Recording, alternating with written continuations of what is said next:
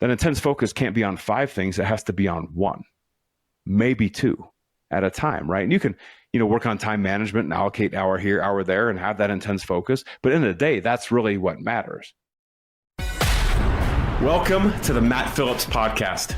I am Matt Phillips, your sales leadership coach, mental toughness expert, and founder of Matt Phillips Coaching.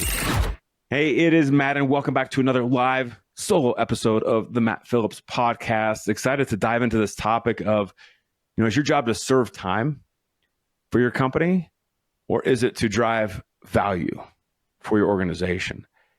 And this is such a key concept because you're probably sitting there saying like, Matt, my job is to drive value, right? And you may be in accounting, finance, operations, sales, doesn't matter. And you probably have that answer of like, I'm here to drive value, to drive results, to drive projects forward. And I would agree with you. Yet, the reason that I want to talk about this today is because sometimes the belief that we have doesn't match up to the behaviors. And I see this a lot in the one-on-one clients that I work with, in the organizations that I come across, is there's something off, right? There's a gap in between that belief and the action that people are taking. And I want to give you some tips and tricks as we get into this today and tell you about a time when I finally understood why this is so important. It's a time in my life where I finally grasped the concept and had to honestly cut the BS. And it's something that I still have to do today, is kind of cut through the noise to figure out what's going to move us forward as a business. So I want to talk a little bit about that, because I believe that your job as a leader is to help individuals see that and make sure that you are setting the right expectations and tone for your team of really answering the question of, is it about spending the time, punching the clock, or is it driving value, and what behaviors are we trying to drive with it? When I was preparing for this, I thought back a lot to my early career. And for those of you who don't know my path and journey, I've mentioned it on a podcast before, but I'll give you the brief overview. I actually started my career in public accounting with EY. It was known then as Ernst & Young until a rebrand. But I started my career in Kansas City, Missouri for 3 years. And then I did a 3-year international assignment in Zurich, Switzerland. Tremendous clients, people I worked with. It was a ton of fun. And then after we were done in Switzerland, moved back to the United States, moved to Omaha, Nebraska. I always joke with people because people assume when you live in Europe, you move to like New York or Chicago. I'm like, no, like you go to Omaha. Come on now. But, I went to Creighton, so I've got that Omaha connection, lots of friends there. My wife's from there. We have family there as well. So there's a good chance for us to get back around family. And we were about there for 3 years. I was in an accounting role, and then moved back with a company here in Denver, where I branched out into operations, which led me to a business development role, which led me to where I'm at today. And what was interesting, I started to write down some examples of this whole concept back early in my career. And I remember distinctly, like when I started my career, I had these dreams of climbing the corporate ladder. I wanted to be the CEO or the COO. I wanted to climb the ladder. I wanted to be like the guy at the top. And that was just a dream of mine. And so I would do whatever it took to stand out, to be different, to get the work done, to do a really good job. So if that meant working a lot of hours, I would work a lot of hours, right? If that meant staying late, I'd stay late. Working weekends, I'd come out on the weekends. Now, that's not to say I didn't complain along the way, because who really likes to work weekends? I mean, I guess you could argue I do now because I love what I do, but come on, even me, I don't really want to work weekends that much. So, but I was willing to do what it took, right? And I started to formulate this belief early on that really it's all about FaceTime, right? It's about being there. And I'm not saying that FaceTime is a good or bad thing. And I'll tell you that this moment where this shift occurred for me, but that's what I started to believe, right? So I needed to be there. I needed to be visible, like always. Leaving early was kind of like silly, and I couldn't do it. And I remember a couple stories that really stuck out to me. One was back very early in my career, probably 2 years in. I was working at a client out of town, and this was during busy season. So during busy season, which is like January, second week of January through mid-April, call it. It's not tax season. It's just audit season before, earnings releases go out for companies. So it's a really, really busy time. So you work late and there's a lot to do. And I remember in particular, this one night, and it got to be about 10 p.m. And something you need to know about me is I love my sleep. I love it. In college, for example, people knew not to come by my room past 10 p.m. because I was in bed. I was asleep. I loved it.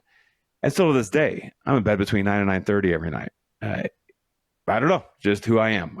When I get sleepy, I head upstairs and shut off the light and climb under the covers. It's awesome. So that's just been me. But I remember this one night, it got to like 10 p.m. and I'm like, boy, we're starting to stay late here. Now, the bosses were on floor 2, and I was with one other woman and a colleague, and we were on floor 1.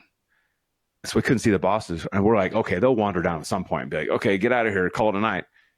But they didn't. And it started to become 10:30, and then 11, then 11:30. And I'm starting to wonder, hey, we're starting to talk, and like, should we wander upstairs and ask if we can leave? There was kind of this pressure of like, no, I'm like, this FaceTime is good. Like, they'd come down.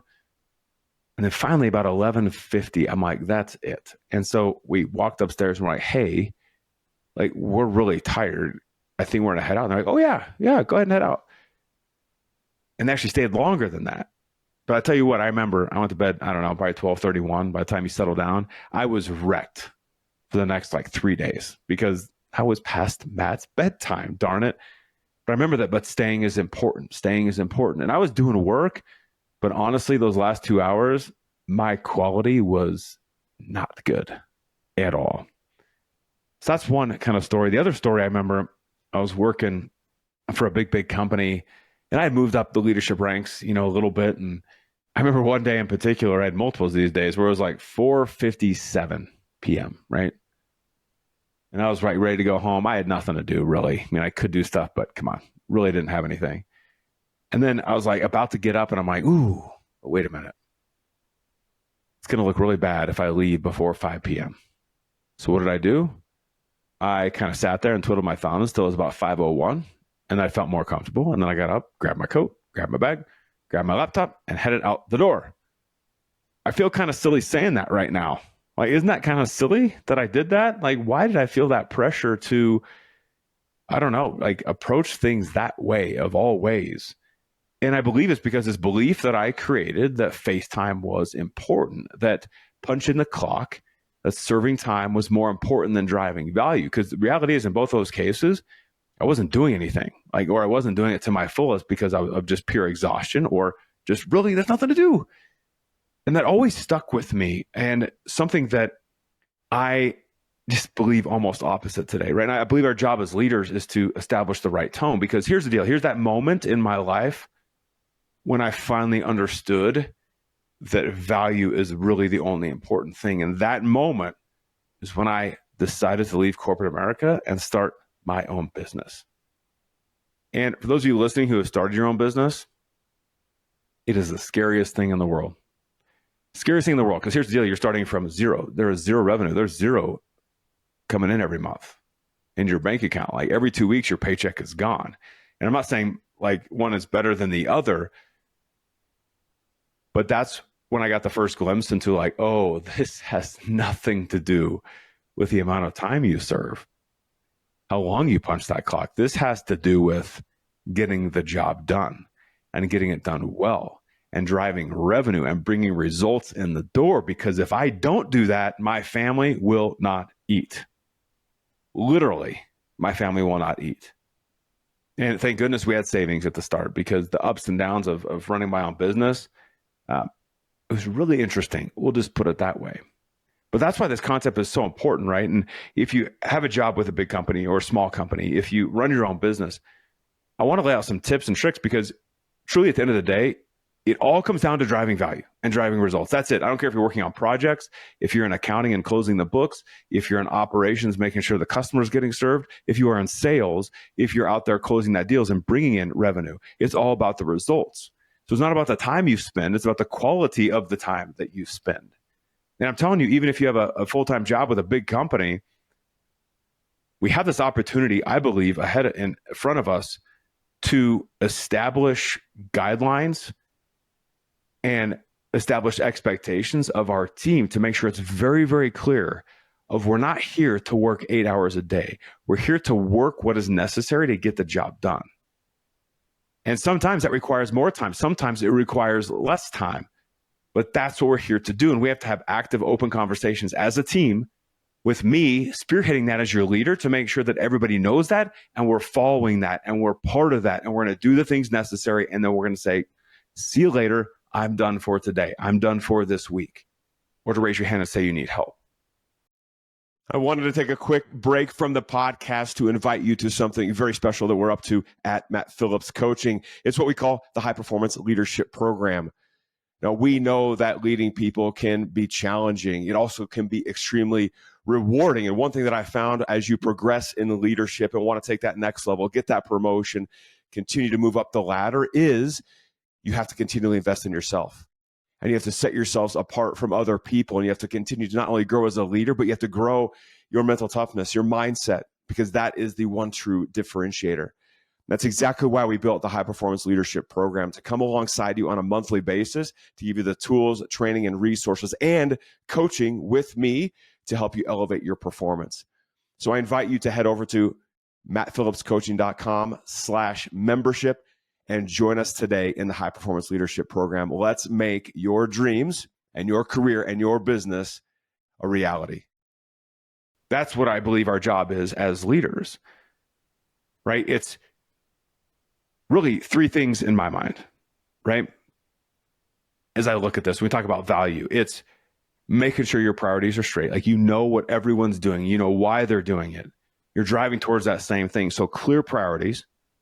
And then based on those priorities, have an intense focus every day. Wake up and it's like this intensity of like, okay, we got to knock stuff out. We got to get it done. And if it takes us 4 hours instead of 8, let's go for that 4. So it's that intense focus. And then it's execution.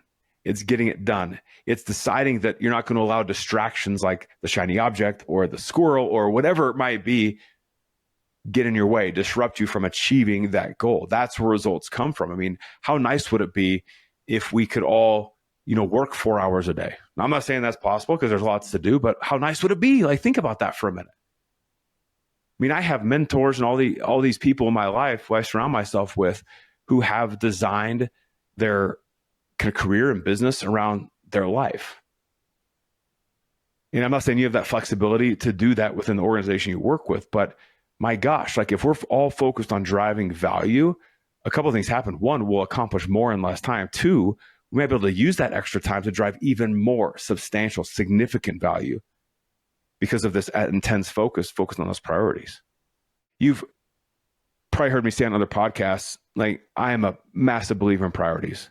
And we have, when I look down, 4 priorities. We talked about this last week on the group coaching call for the High Performance Leadership Program.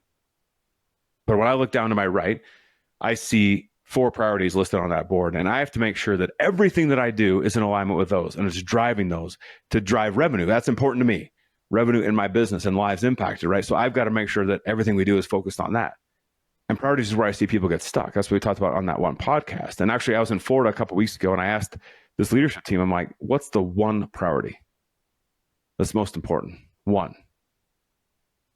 And that was a tough question. Like, if I were to ask you that question, what would your answer be? What's the one priority? I know you got a lot of stuff going on. What's the one priority?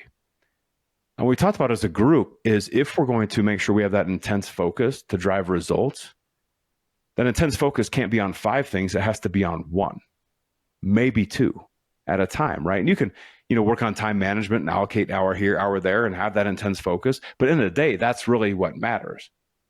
And so this team had some of them a challenging time to do it. On the group coaching call this past week, I asked the same question. And here's something really cool that I heard, which I didn't expect. But a lot of them had 2 priorities. I was like, 2 priorities? Wait a minute. I asked for 1. They said, well, the first one's myself. I'm like, ooh, personal priority. I'm liking that. I'm like, what is it? And one woman brought up that for her, it's kind of working out and time to herself. I was like, oh, that's gold. That's gold right there. Right. And then the second priority was one work-related one. And I love that focus that this woman had, because it started this conversation with the entire group about this same thing, about how we have to take care of ourselves, and we have to also take care of our career, or our business. And it's that balance that we have to achieve, right? We have to go after. Maybe balance isn't the right word. It's the integration. I'm not sure I'm a fan of balance, because the reality is we have ebbs and flows of work, right? Busy times and slow times. But there has to be certain non-negotiables in there, which is some of the personal stuff, which this group brought up, which I absolutely loved. So I wonder for you, if I were to ask you that question about what's the one priority, what would you say? Maybe two, maybe one personal, one professional. What would you say? And then what are you willing to do to have an intense focus on those, knowing that when you do that, tremendous value is driven, right? What do you need to start saying no to? What do you need to take a step back for a minute and reprioritize? What are some things that personally you need to look at and maybe stop sacrificing for the work stuff? Or maybe you need to start sacrificing some work stuff for the personal stuff, or vice versa. Maybe sacrifice some personal stuff to do a little more work, right? We even get in circumstances, and I've been there, where I'll want to do something fun when I know I should be getting work done. And again, it's this integration of the personal and professional. But I'm telling you right now, value is more important than time, right? And the more value you can drive in a shorter amount of time, the better off you're going to be and be able to achieve those things personally and professionally. That's what I believe. That's what I've seen. That's what I've seen in my own life. That's what I've seen modeled by my mentors. And so that's something that I know is possible. I know is true. And that's something that I'm going to go after. I'm going to put in the time it takes to get it done and drive value. That's what this is all about. And so talking about leadership for a moment, you as the leader of your function, of your company, of a team, and maybe just a leader of yourself. When was the last time you had a conversation with your team or yourself about this concept? Are we here to punch the clock and serve our time, or are we here to drive value? When was the last time you had that conversation? When was the last time you talked to them about, maybe if they have nothing to do, it's about leaving early. Maybe if they've accomplished this or that, that's a good day. When was the last time you had that conversation? And secondly, when was the last time you brought up those areas where they just drove tremendous value and you said thank you, whether it was a short amount of time or a long period of time that it took them to accomplish that? When was the last time you actually celebrated that? But at the end of the day, it's setting expectations, like setting the bar, holding the bar. I did a podcast on that too. Like, we set the bar, we hold the bar. This is the standard. And if my standard is driving value, then I don't care what time you work. Truly, I don't care what time you work. Sometimes we say it, but we don't believe it.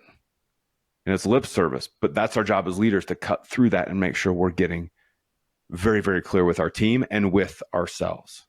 I'm telling you right now, I looked at my numbers, my revenue numbers just a little bit ago, maybe an hour ago.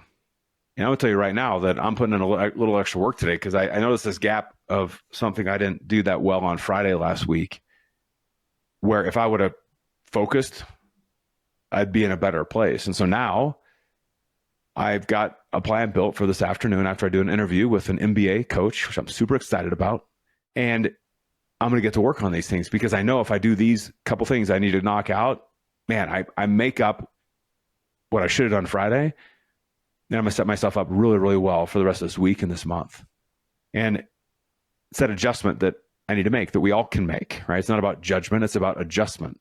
And that's what I want to leave you with your team as a leader. What are you doing, and what's your real philosophy around serving time versus driving value? And I want you to really think about that, write some stuff down, and start having conversations with yourself and with your team, because that's what this is all about. So that's what I want to chat with you about this on this podcast today. It just got me really, really thinking about my past and my future and my current state. And I hope it gets you thinking a little bit as well. So with that, hope you have a great rest of your day. Head on over, please, to mattphillipscoaching.com/membership. I know I talk a lot about the High Performance Leadership Program, but it is the program that you can join to get that consistent leadership and mental toughness training that we all need, and have access to coaching with me and other amazing individuals. So again, I highly encourage you to go check that out and join us today. We will see you on the next podcast episode. Thanks again for joining. Thank you for joining us today on the Matt Phillips Podcast. If you are like us, we know that you are here to do great things, to become the sales leader that makes things happen and drives big time sales results. We know you have that big vision, and we are here to help get you where you want to go. We're here to help you develop that unstoppable, rock solid leadership skill set and help you train to master the one true differentiator, mental toughness. We would love to be part of your journey. So if you are ready, head over to mattphillipscoaching.com and check out the ways that we can help. As always, please share this episode and make sure you subscribe by clicking the button below. Thank you again. And now, go crush the day.